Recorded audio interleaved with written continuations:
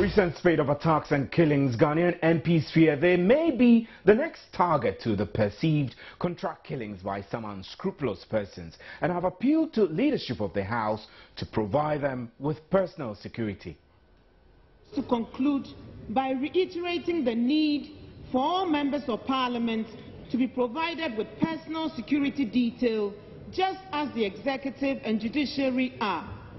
Our work exposes us to danger from disgruntled opponents, constituents, and the general public, and we need the assurance of our personal safety to enable us to continue serving our nation in peace of mind. Member of Parliament for Ablekuma West, Ursula Owusu-Ekufo, delivering a statement on the floor of Parliament, said MPs must be given the needed security just like colleagues in the executive. Some of these recent murder cases bear the semblance of contract killings, where people who have scores to settle with others hire people to kill them. Some of the perpetrators could also be armed robbers who assault their victims before or after robbing them. The rising tension in our society, get-rich-quick syndrome, as well as the impatience and intolerance among some young people and their unwillingness to use established processes and procedures to resolve differences could also be the cause of this. Mr. Speaker, we should find a lasting solution to the current power outages, as some of these murder cases happen when there's a power outage. Mr. Speaker, I wish to conclude by reiterating the need for all members of Parliament to be provided with personal security detail just as the executive and judiciary are. Our work exposes us to danger from disgruntled opponents, constituents, and the general public, and we need the assurance of our personal safety to enable us to continue serving our nation in peace of mind. Let us not wait until one of us falls victim to these marauding criminals for hire, quote unquote, before we act. The work of the legislature is just as important as that of the other arms of government, and we need to be provided with similar conditions of service, not as a favor, but as of right. My name is Stephen Anti. So shouldn't the MPs be legislating for better security for the general citizens? Why must they be given preferential treatment? This is today's big story. And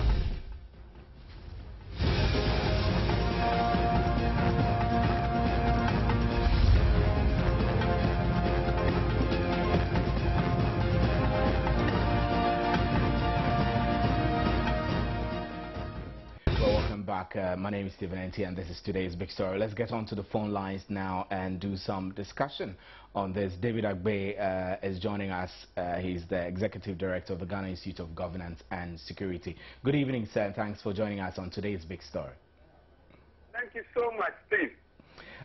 So this is something that does not surprise you, does it? That MPs want personal security detail provided and funded by the state. Is this fair? Steve, it is not fair. You know, they've been calling for a personal security for some time now. You recall that last year, the same issue was brought onto the floor of the House by one NDC MP, so I think whole area, is a lawyer. He also argued strongly that the MPs needed to be provided with personal security. But I think that to large extent, I share the views of the MPs because of a bit of insecurity in the country.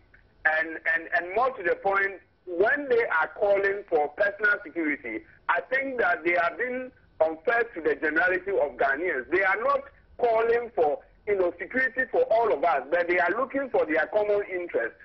Steve, it will get to a point in time that you, as a senior journalist, you will also be asking for your own personal security, because you also do ask all critical questions, and people could be angry with the way you ask your questions here and there. And me being a contributor, I could also ask for the same thing, that here I am, David Agbe of Ghana Institute of Governance and Security. I also need a personal security. But who will provide me with security if I ask one? Does the laws permit individuals like myself to perhaps go to the police service and ask to be given extra security, which we pay for? Is that possible?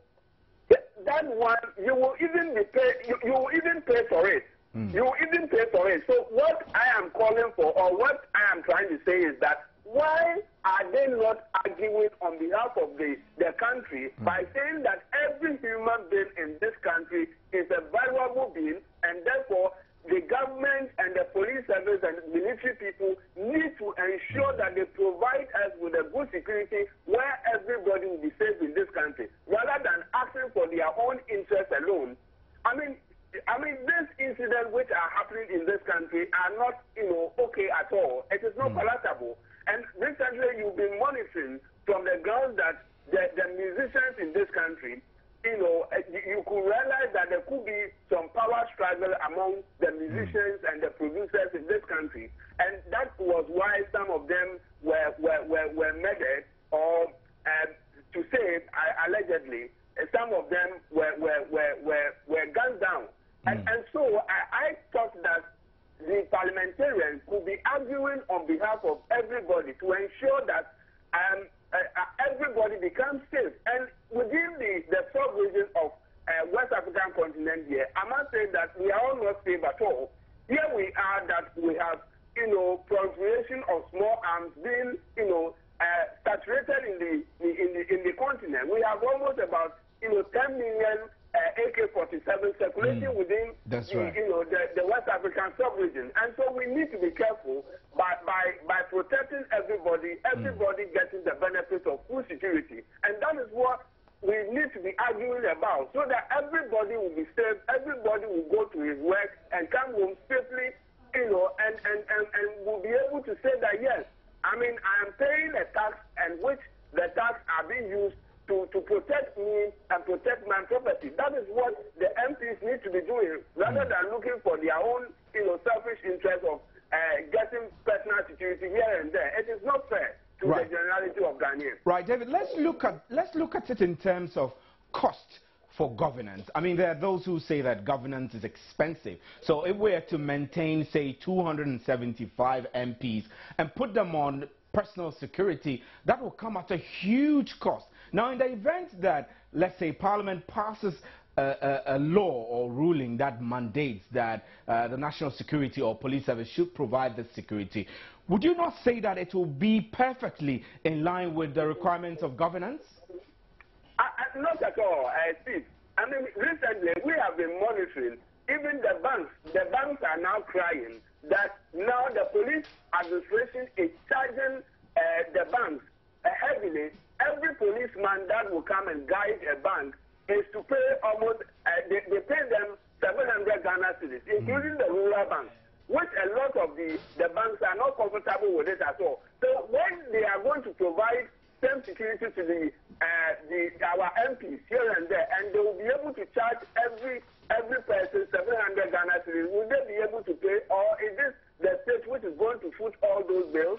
And so I think that to a large extent, they need to be, arguing on behalf of everybody to tax the police administration, to tax the IDP, and tax the military commanders, that they need to provide us with better security for every Ghanaian to be safe in this country. And that is what, they need to be arguing on behalf of the state. Right, David, quickly, I'll have you hold, and I'm joined on the other line by Nanaya Akoda, who is Executive Director of the Bureau of Public Safety. So, Nanaya, you're hearing the arguments that we're putting forward. Let's look at it this way. Public safety, as against the safety of selected people like MPs. What do you think the strategy should be? MPs are calling for personal security, improved personal security. But how does that compare to the general wobbly security situation in the country? Well, good evening to your viewers, Stephen. I have a lot of difficulty picking your question, but I would still go ahead to attempt answering, because I think I have an idea of the direction of the discussion. We need to make the point clear that under the 1992 Constitution, the government of Ghana has a responsibility to ensure that citizens go about their duty in a safe and secured manner. That is one. And the citizens of Ghana are represented in Parliament. So Parliament should not be calling, in our opinion, should not be calling for private protection, but they should be calling for protection for the citizenry. That is one. Two, I think that the solution that the Honorable Member of Parliament sought to prefer for insecurity for the MPs is also not very appropriate, because if you go ahead to provide protection for the MPs, what happens to me, Nanaya, sitting here in my small apartment? You understand?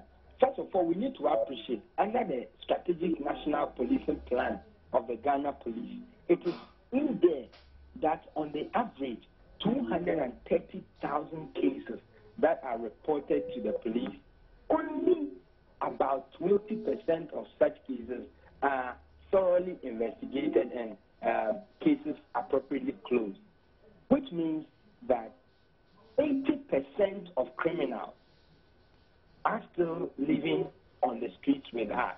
That is not good enough.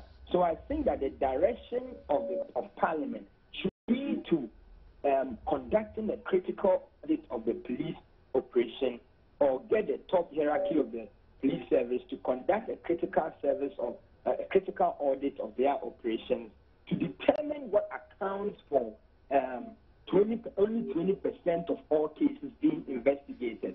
That is to say, if you commit a crime, there is 80% of chance that you will not be caught. And this emboldens criminals to go ahead and perpetrate such heinous crime against the citizenry. Right. So I mean, you've answered the question fairly, really, but the point I wanted to make is that if as MPs they're asking for personal security, what happens to the rest of us? Are we allowed some form of extra protection? If, for example, I live in a neighborhood and I feel that my neighborhood is unsafe, am I able to go to the police and request for extra protection? Yeah, Stephen, I think I did address this question to you, that safety is a shared responsibility. Just as when I'm driving, I need to watch my back. When I get to my home, I need to look around before stepping out of my car. I think that MPs are well able to do the same. What the Bureau of Public Safety is advocating is that the police service should be empowered to go after criminals and get them. Once people know that if I commit a crime, the long arm of the law will come after me, it will reduce the crime, and then we can move ahead to talk about. But in this heat, where people are killing and we don't seem to have a clue, the character of such killing is clear for all of us to know that these are not armed robbery killings that are associated with armed robbery, because most of the time they leave their victims with all their possessions on them. So in this heat, the best thing to do is to get the Criminal Investigation Department of the Ghana Police Service to set up. After all, it is 16%, they constitute 16% of the total staff of the Ghana Police Service, which is among the highest. So they should be able to go after crimes. For instance, we should be able to know, as a public, to know whether the police service have a cold cases program. Because if someone is killed today, 1 week, 2 weeks, 3 weeks, maybe 1 to 3 weeks, we talk about it. From 2 months going, 6 months going, what program is there to bring back the case for investigation? If all these things are not there, people will get away with crime, and they will be emboldened to continue to doing such things. And I believe that the Ghana Police Service is well able to do it. And what the Bureau of Public Safety is calling for is consistent with their mission. Right.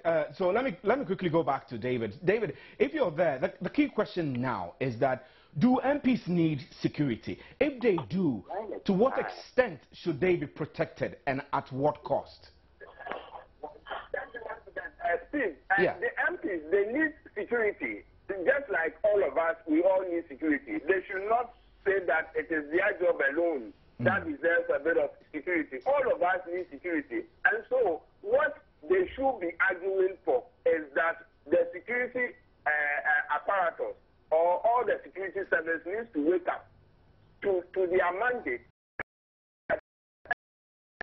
to save life in this country. And now that the security and there, are they not the same people who always employ gangs during election time? Are they not the same people who always are supposed to be passing the good law that will be able to protect everybody? So what you're saying is that their behaviors or attitudes before and after elections, before they go into the house, all contribute to bringing security threats to them? Precisely so. Precisely so. Because during elections, the kind of things that they do, they go and engage all these metal men, in all kinds of things. And so after election, they will just abandon them. And so all those things are contributing factor to the insecurity in this country. So it's like they should deal with their own mess, right? You are right. Excellent. Excellent. I mean, they should make sure that everybody in this country will feel safe, and that is what we are calling for. They shouldn't argue, for only the parliamentarians. They should argue for every citizen of this country. Every life is important, and that is what must be told. They need to ensure that everybody is protected, not only MPs. They are not. Excuse me to say, they are not superhuman beings. Right. David, I will still hold you. This is today's big story, and we're still making an attempt to speak to some MPs. Kwabena Akando, MP for Dwaboso. We're hoping that he will join us, and later we'll get onto the phone lines again and speak to Ursula Owusu. We still have Nana Akwada still on the line. Nana Akwada is still on the line. But let's hear Minta Kwabena Akando, who is MP for Dwaboso, earlier when he supported the motion of Ablekuma West MP Ursula. Matter of fact, I think everybody would agree with me that this type of crime is alien to this country. Ghana is known to be a very peaceful and a democratic country. Mr. Speaker, if care is not taken, this type of criminal activities will erode that type of enviable reputation Ghana has won for itself. And therefore, I wish and suggest that the security agencies, as a matter of agency, should find antidote to this type of criminal activities going on in this country. Mr. Speaker, you'll be surprised to hear that some of us, even in this House, have narrowly escaped this type of attacks. And therefore, as my honourable colleague indicated, we should not sit down until some of us or a colleague lost before we attempt to find a solution to this kind of criminal activities. Well, that's Kwabena Akando, who is MP for Dwaboso. He was making a statement to support Ursula. So we still have Nana Akwada on the line. So, Nana, you heard the MP, well, I mean, the MPs are in this together. Dwaboso MP is supporting Ursula, so Ablekuma South, Ablekuma West MP. Now, when we look at this scenario and the fact that he raised a key question that many of them have been attacked before, are we not being unduly harsh in suggesting that they should pay for their own security? If they've had such threats, is it not necessary or is it not mandatory for Parliament to provide them extra security for those who have come under attack? Stephen, let me repeat again that the line is very, very bad. I could about 40% of just what you said. But let me try to reframe the question back to you and confirm to me. You were asking that are we not being harsh on them, and that isn't Parliament obligated to provide some security for its members? Is that correct? Exactly, that's correct. Good, Stephen. Yeah, the truth of the matter is that coming on heels of the recent killing, this request, coming on the heels of recent killing, I remember a couple of months ago, Honorable John Lowe, the MP for North Delhi, also made this call. And it also came on the heels of some attacks that have gone on, that have been perpetrated against individuals in the country. I think that it is probably what would have been appropriate for Parliament to call is to call on the Minister of Interior to provide Parliament with answers as to who the people that were involved in the killing of Uncle Sami at Community 4, the killing of Nana Kwesi at Community 25, Rosemont Nyampong on the Spinters Road, the chief somewhere in Accra, Fenek Otri. I think that Parliament should begin to call for answers. And if these services is able to provide answers to some of these things, then the general citizenry will be magnanimous enough to go that further stretch of probably sympathizing or empathizing with Parliament to think of some form of security for Parliament as a whole, but definitely not private, if you like, bodyguards. But I think that standing in Parliament and calling for security for private, individuals or members of Parliament one-on-one is a bit insensitive. And I think that for the families of all these people that I mentioned, I think that Parliament has not been fair to them, that we still don't have answers as to who killed Nana Kwesi Sechi, right. A young guy, bank worker who had come home 3 days with his family. We still don't have answers as to who was the brain behind the killing of Rosemont Nyampong. We still don't have answers behind Fenek Otri's murder case. And I think that this is the direction that Parliament should be focused, rather than saying that, okay, because people are dying around us, please provide us with security. For heaven's sake, under the universal adult suffrage, all men are equal. And even in our Constitution, we are all equal. No life is more valuable than the other. Right. So I heard you. Let's step out of the Parliament issue briefly and look at the general security situation in the country. From where you stand, I mean, you are a public safety expert. How do you evaluate the general security situation in the country with all this so-called contract killings here and there? Well, Stephen, I think this particular subject is quite interesting. The Bureau of Public Safety is starting, actually we are still in the process of conducting a survey to assess how citizens feel regarding general security in the country. So if I mention anything to you right now, it will be on top of my head, and I wouldn't want to contradict myself in the public manner.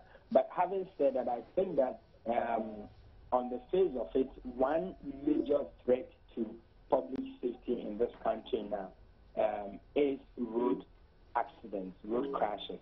And that's where probably authorities should focus a little more, because chances are that you are more likely to die in a road crash this year than someone coming to kill you in your home.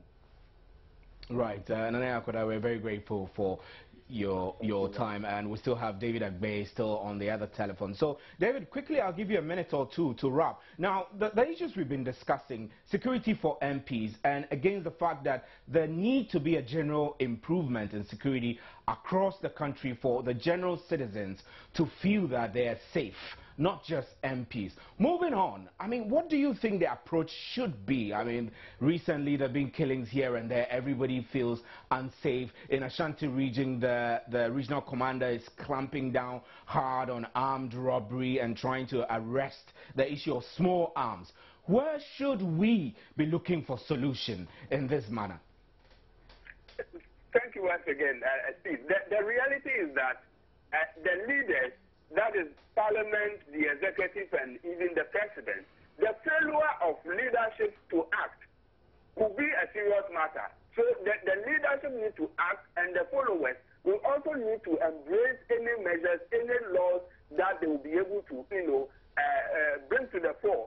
So the leadership must be accountable to the followers, and we, the followers, also need to take their prescriptions so that we'll be able to overcome all these kind of security challenges. I mean, last year you could realize that even churches felt threatened kidnapping cases, happen in Accra. And here we are, we have a lot of people, having this small arm of... Right, David, I'm going to interrupt you a bit. I mean, we're joined on the line now by Esla Ozu-Ekufo herself, and I think I want to give her the chance to talk to us quickly. So, Madam, it's great to have you on today's big story. Here we are, you're asking for personal security detail, and the experts think that this is a bit out of place, as you should actually be focusing your energies on legislating to get improved security for the general citizens. What's your reaction? I think we have enough laws. The problem is the enforcement of our laws. It's not just passing the laws. If we don't make it work, it's not worth the paper it's written on. What I am calling for is the same conditions of service that pertain for the executive and the judiciary to be given to the legislature. I don't think that is out of place at all, unless people want us to believe that the work of the legislature is not important and the legislators can be bumped off by anyone who takes a dislike to them. The work we do is dangerous. It exposes us to all manner of risks, but we do it because our constituents believe we can speak for them and advocate for their concerns in the House. Not everybody will like it. Now, if you look at the spate of killings that have taken place, particularly in this month of March, and coming from the middle of last year to date, there's been over 10 killings, many of them unexplained, many of them not connected to any robbery or anything. This month alone, people, Senek, my son, was one of them, was stabbed in his bed. Nothing was stolen. The Joma chief was shot in his house. Nothing was stolen. Somebody was shot in front of his gate just last week. Nothing was stolen. What could be the reason for these killings if it's not because somebody bears them a grudge and thinks that that's the best way to sort out whatever differences they have? But that's the point. I mean, these happenings, we don't have answers from the police yet. All the investigations we're told are ongoing. Nobody has given any answers, which suggests actually that we need general security across the country, improve general security. So if you're asking for, security to equal that of the executive, are you not asking for too much? Why is it okay for the executive and the judiciary to be given personal security and not the legislators? What makes them so special? Why? I mean, if you think that it is asking for too much to ask for MPs to be given protection, why? What makes the ministers and the judges better than the MP? Are the work they do more important than the work that the MPs do? That's what I want us to focus on. It is this general insecurity which is creeping in, that is making those in high-risk occupations like members of parliament call for this kind of security. So Mrs. Ekufo, what about the ordinary Ghanaian? What about us? But if you listen to the statement I read, the ordinary Ghanaians were also catered for, because I called for the police to be properly equipped and trained and resourced to be able to do their work well. I called for an increase in patrols for the police. I called for the establishment of neighborhood watchdog committees, properly trained and equipped. We are looking at the general state of internal security generally, and the last paragraph was what I spoke about, security for the MPs, because of the nature of our work, which exposes us to particular risks, which the general populace may not be exposed to. Take myself, for instance. I speak about things which people may think about but may not articulate. Not everybody would like that. Right. And so because of my advocacy, I may have earned a lot of enemies who are not known to me.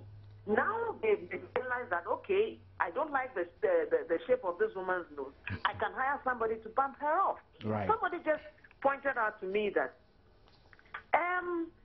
if you go to battle and you get the leaders of the various armies, you've effectively won the battle. Instead of just shooting at the ordinary soldier, right, you cut off the head.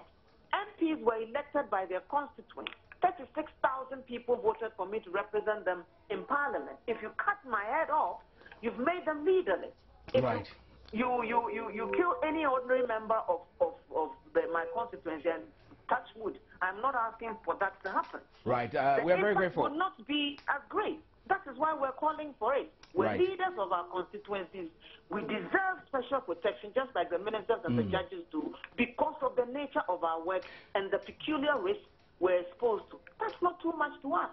Thank you very much, Ursula. I'm afraid this is all time will allow us for, and we couldn't return to you, David. We apologize, but that's it. This has been today's big story.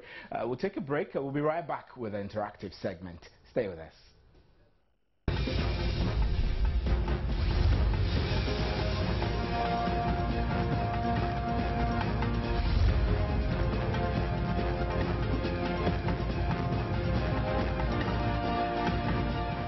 Welcome back to the interactive segment, and I've got a wonderful surprise for you. So, Maranture. Yay! Yay! How am I supposed to say that? Do we have to hug each other? I don't know. Or like welcome? Yay! It feels good to be How back are home. you? I'm great. You look trendy and chic. Do I? What have you been doing to yourself? Going on some island low vacation. carbohydrate diet? Some island vacation in Jamaica with all the rumbas and everything. Respect. Right. So what do you have for us? It was great, you know. Great. You look very rested. Thank you. And glad I want to go on a vacation too. Fantastic job when I was away, and everybody loved it. But it's good to be back home. Anyway. It feels great. So what do you have for us? Well, Marianne and her old self. I'm back with something funny. Okay. And Chia DC. Do you remember him? All right, Chia DC. The guy was sacked. Okay, I better keep quiet. For cheerleading our lives. For you to cheerlize us. All right, so take it up. Thank you so much.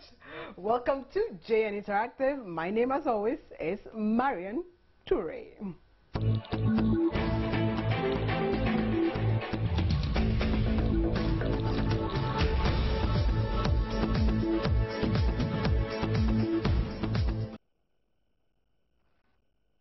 Welcome back. This is JN Interactive within today's big story. And I like to announce all the social media tools that you need to get in touch with the show before I go on and tell you what I am talking about. If you're on Facebook, it will be facebook.com/JoyNews on TV. Like our page, comment on all the posts we put there, and we will amplify your voice by sharing it with the rest of the world. You can find us on Twitter. We tweet at JoyNews on TV, and you will find me also on Twitter. I tweet at MNToure. But if you're tweeting at us, please remember to use the hashtag GNInteractiveGH so that we'll be able to sort all your comments at once and then take them. Our email address is joynewsim@multitvworld.com. Our WhatsApp number 0260-518-801. And as we say here on JN Interactive, this is where tech meets news to set the agenda. So you've been talking about it on social media, and this platform is dedicated to it. Former Ahafwano DCE, who is in the person of Gabriel Berima, he actually shot to fame following the use of the word chia, and the same word eventually cost him his job. Well, he is in the news again.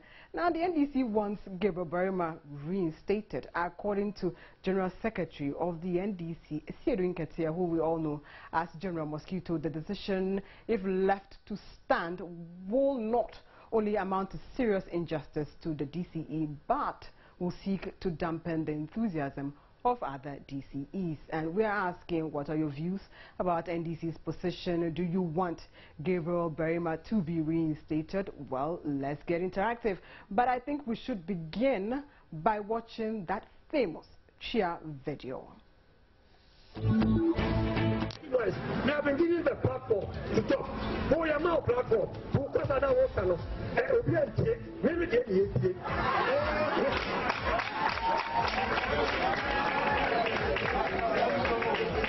don't know. Yes, sir. What is it?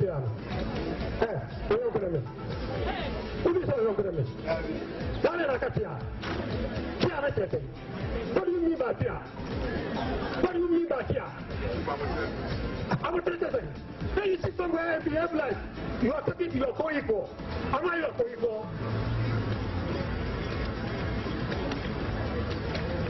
You are supposed to behave. If you are a hospital worker, who are you? Why do you have to behave in that manner? Well, I'll find that man. I'm not talking to you. I'm not talking to you. It's not respectful. You have a common act for illegal act. Hang on. Okay, anyhow, I'm not talking again. Let's go.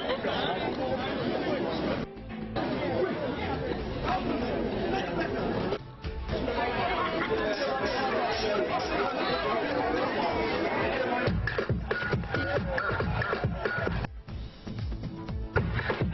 make it problem.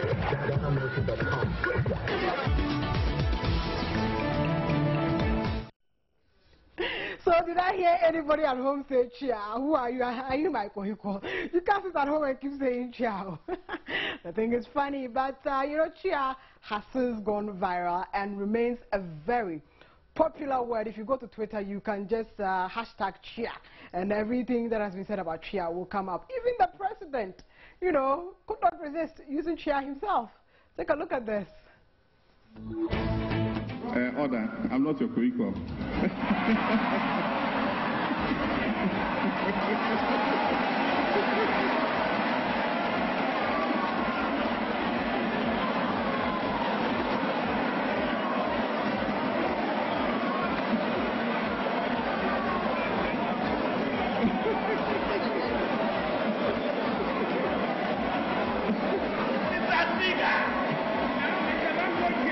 Mr. Speaker. Yes.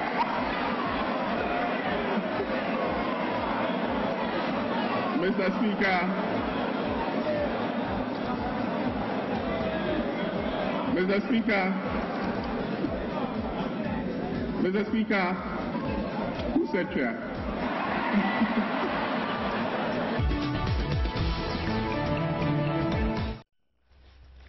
But you see, I am surprised. Why didn't Doa Jaho actually, you know, cite the president for using chia? You know, he should have been in contempt because the word was actually banned in Parliament, and he went and addressed Parliament and said chia. You might go. I think I'd follow and then go and ask why president wasn't cited. But after this incident, Gabriel Barima actually explained himself why he said chia and how the whole chia came about. Let's take a listen to that one too. My brother, the chia issue has come out has rather popularized, made me very popular. How popular? But I just talked to a lady in London.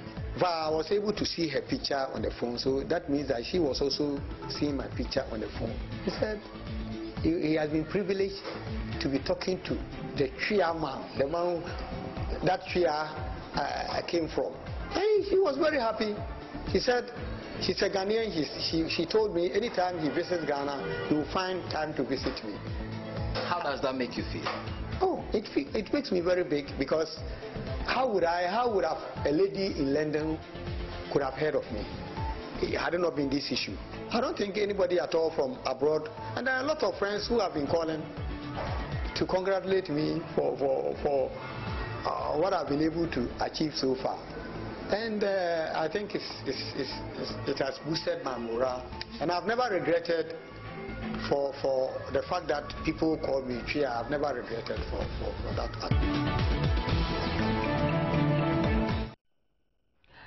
So Gabriel Barima eventually lost his job, and in 2 sentences he was just asked to pack his bag.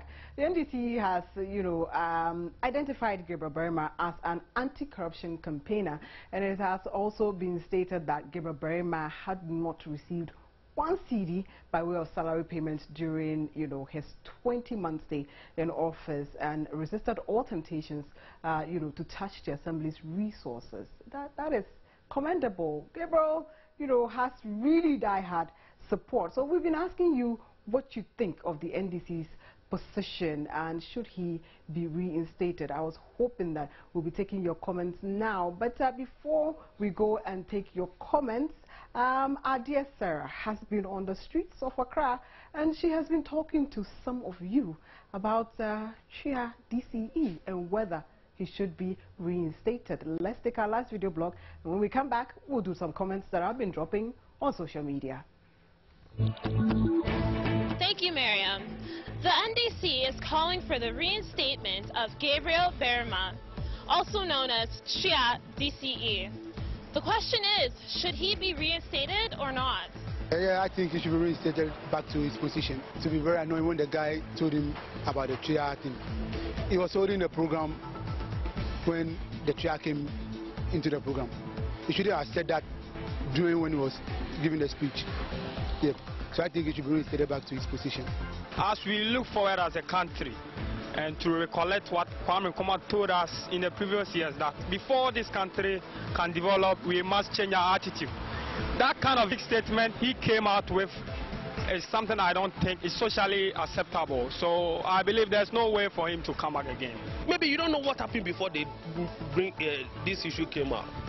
Before he said that. So they have to keep the man. They have to, sack him from office. Why? Why did you have to do that? The sacking of the DC is not really justified, but I'm also thinking that his approach to solving the problem at hand wasn't that good at all. I think he should have taken his time a little bit and exercised a little bit of patience. You know, so I think if he had done something like that, it would have, been the best. I think Mama or the presidency is trying to set an example with this person knowing how to deal with people when it comes to issues like this, instead of rather being harsh and stuff like that. The president knows best, so I think he took the best decision. So I'm okay with that.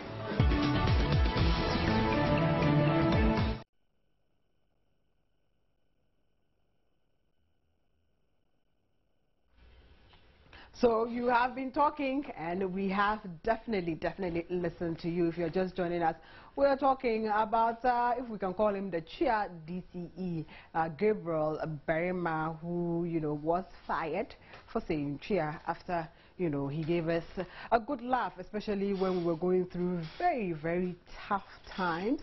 You've been sharing some comments with us, and I'll take some of them right now. Frederick says, and the question was actually to ask whether or not he should actually be reinstated, and several comments have dropped in. That is the precursor here, which I'm sure you can all see. The former Hafo and now DCE Gabriel very much shocked to fame following the use of the word Chia. The same word eventually cost him his job. Well, he is in the news again, and the NDC wants Gabriel Berma reinstated. Should he be reinstated, and why? And Ataja says no.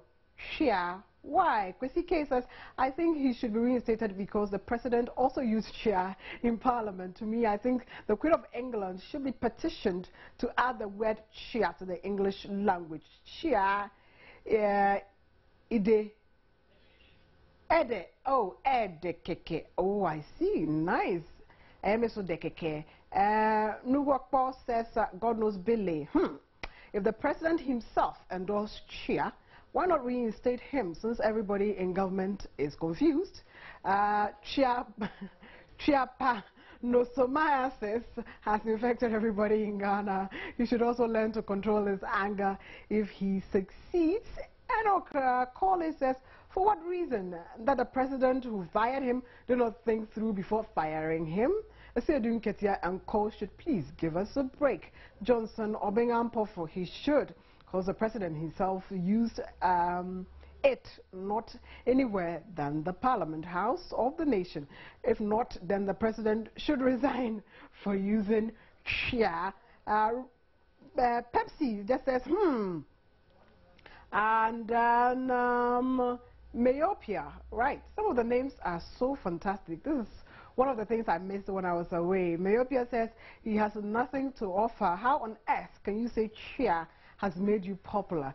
So an achievement. He should stay home and learn. Tata Divine, no, if he can't manage his anger, how can he manage his assembly? And you have a lengthy Chia here. And Dean says, Chia, Belinda Amos, I think the DCE should be reinstated with immediate effect, because he didn't say Chia, but he asked who said Chia. He was treated unfairly when he was sacked. NDC government. Chia. Opokunyako Prince, yes, He did no wrong or mistake, so he must be reinstated. Abdulai Abdul Razak, Mr. President should consider him because he himself is not performing to reduce the level of hardship across the length and breadth of the country. Shia, Swiss hoods. Well, I am not a political figure, but in terms of humanity, I think everyone deserves a second chance. Frederick Owusu, why and for what reason? Shia, he has been fired, so he should go home and rest. After all, there are a lot of people willing to work. More Chia. Osekwejo Patrick, if he was sacked because he used the word Chia, then the underperforming president, John Dramani Mahama, must sack himself because he also used the word on the floor of parliament. The former DCE must be reinstated immediately. Frederick Kobna Ando says the man can't even express himself well enough to represent the president in the district. I wonder his qualification. I think this is what is killing our country, putting party members in positions they can't function in, all in the name that they made the most noise and hurled the most insults on opposition. Chia, reinstatement for the way. I don't know if I can defend this gentleman a little bit, Kwabna, but you know, his constituents are those who are calling for him to be reinstated, and the NDC is echoing that. They're actually saying that the man has been in office for well over 20 months. He hasn't been paid for it, and he's still breaking his back for the nation. So they are thinking that he should be reinstated. I do believe in qualification. Don't get me wrong. It is fantastic. But there are times when people's deeds surpass the qualification that they have. And so if the person can serve and they don't necessarily have the qualification to back the service, then why not? I mean, I beg to differ. There are so many MPs who have PhDs and all the HDs that you can have, and we're thinking they're not performing. So if you have somebody who hasn't got a qualification but you think he's performing, then why not? I guess that's my small opinion on that particular comment. Frederick says he should even be charged for bringing such a bad word into the public domain. Why should we give him back his job? Puto, this government is a joke. They should take us serious a bit. We are in Ashanti, and we are saying that we don't need that man, so as not to disgrace us again. Period. I don't know, but I don't think that word is a disgraceful word. We say it all the time. Perhaps in the sound word of it and not the word, if I can say that. We chuckle all the time. Someone says something, you go at them, you kiss your teeth at them all the time. So, hey, I seem to be defending him too much today. Mame Buama Asamoah, yes, they should bring him back. After all, the NDC party is made of Chia people. Richardson says they should fix a democracy for us and stop unnecessary things which will not add any value to the economy. Please, Joy, what is happening to your multi-TV channels? From yesterday, I can't function properly. Performs like rough discs. Oh, sorry, but we are working on it. We had a little technical problem with the satellite, but our engineers are working frantically to, restore service. So if you haven't had your service restored yet, don't worry, we're working on it. And Emmanuel says, prayer for Ghanaians by Emmanuel Hope. Yours is a prayer. Okay, Mahama is my president. I shall not share. He maketh me to lie down in deeper darkness. He leadeth Akosombo Dam beside dried waters. He restoreth my doom so. He leadeth forties to the path of merchant bank. For his brother's sake, though I drive through the potholes on the motorway, I will fear no Supreme Court, for Atuguba art with me. Thy joke and thy promises, they comfort me. Thy preparest no table before me in the presence of a Kufuado. Thou, suckers a Vicky Hammer with no reason and runneth away to Dubai. Surely inflation and corruption shall follow me all the days of the depreciation city, and I will dwell in the house of national security forever and ever. Amen. And I'm glad you ended with, you shall dwell in the house of national security. Because you, Emmanuel Hope, if this is really you, if they catch you, Even cheer won't happen to you. You'll be cheeralized if there's any word like that. But I like it. Thank you. Johnny Kwabna says he must be reinstated because he made the word cheer to be popular. Yeah, someone says all because the president lost focus. Musa Ibrahim cheer. He should not be reinstated. We can't have such bad-mannered DCs as our leaders. And Hassan Sumani Jr., I wonder why the poor man was sacked over this. If some parliamentarians are using it in the House, even in the presence of the president, I suggest he should be reinstated. Baba Musa Tamale, the brouhaha over the reinstatement of the chair DC is needless and could have been avoided by the NDC leadership, even though I have no issue against the chair DCE. But I think NEC must allow sleeping dogs to lie. Daniel Pascal says he is not a Koiko. Newton Jefford, Marian, you're welcome back. I'm so happy. Thank you very much, Newton. Bonti Benjamin, it sounds interesting for our nation's development. Majid Awudu sending this in from Gushego. Yes, he should be reinstated. He did no wrong. He is rather the bold type who exercises or shows his confidence and competence in terms of his duty, even more competent than his boss, Hussein Adam. What is special about Shia? Newton Jefford, I want him to be reinstated because he is human and can make mistakes. Abdul Somed Majidi, yes. Samora Usoje, the fact that somebody said Shia does not mean he should have he should behave that way. I am not surprised they are fighting for him to come back. Just look at the video. It's a disgrace. Solomon Sam, a blooded pieces. If I were him, I'd go back. He should take some time to watch Prison Break with the characters Michael Scofield, Barrows, and co. Then he will understand there is no need going back. What if he was sentenced to death and killed? Will they raise him from death?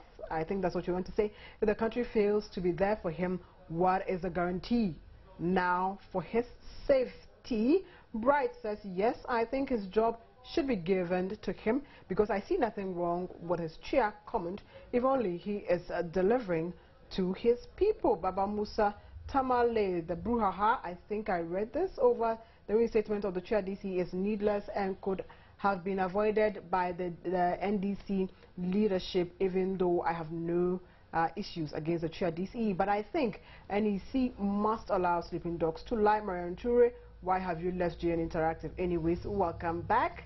I am back, and we'll be having fun from here on. Yakubu says, absolutely no, because we must be serious in government. That is where we ended. That is where we ended for today. Steve N.T. is back so that we can wrap up together. Mr. N.T., hey, welcome back. A day. You day? Yeah. Cheer. Cheer. Also cheer, Nibi. I mean, this whole thing is I know. It's taking a new dimension, right? I mean, sometimes you want to just say cheer out of your normal chit chat, but you're afraid to be given a political meaning, cheer. Can you imagine? All right. And the gentleman who actually, sent that prayer, National Security, we're looking for him. Well, and stories you should expect on News at 8. The Finance Minister said Tekpe is expected to appear before Parliament on Tuesday, April 1st, to answer some questions from members. His appearance coincides with several commentaries on the state of the Ghanaian economy, with the latest being concerns raised by credit rating agency Fitch about the country's ability to repay its loans due to its growing debt stock, as well as government's inability to meet its own fiscal targets. And also to expect in News at 8, President John Mahama has left Accra for the 4th EU-Africa Summit in Brussels, that is in Belgium. And the summit is expected to attract some 40 African and 20 European leaders and aims to build on the spirit of 2007 Joint Strategy of Africa and European Union under the theme Investing in People, Prosperity and Peace. Flagstaff officials say this is part of the lineup of key international assignments for the president this week. Right.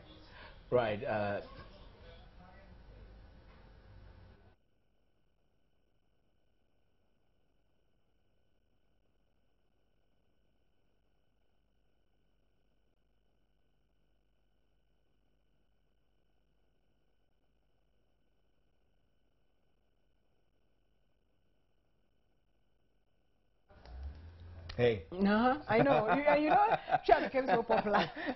About the same popular thing that we were talking about, that people have reenacted the Chia situation, and we want to actually leave our viewers with that, the whole but let me tell you that JoyNews exclusive is returning. So I mean, after all the reenactment thing, GN exclusive is coming, and today we're bringing you the story of Tete Kwashi. Tete Kwashi, of course.